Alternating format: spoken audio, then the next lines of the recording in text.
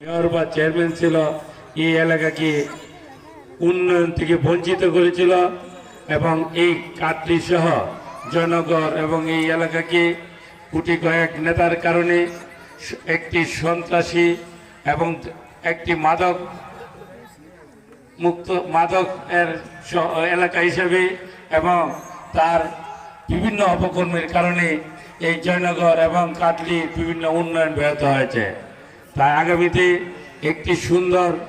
জয়নগর উপহার দেওয়ার জন্য, একটি মডেল জয়নগর উপহার দেওয়ার জন্য, সন্ত্রাস মুক্ত, চাঁদাবাদ মুক্ত, দুর্নীতি মুক্ত একটি এই মহল্লা গঠনের লক্ষ্যে আগামীতে আপনারা যদি আপনার প্রিয় নেতাকে ভোট দেন, আমি পরিবারের পক্ষ থেকে ওনার পক্ষ থেকে কথা দিচ্ছি, আপনাদের জন্য ওনার দুয়ার 24 ঘন্টা খোলা থাকবে। প্রতি হিসাবে যে কোনো প্রয়োজনে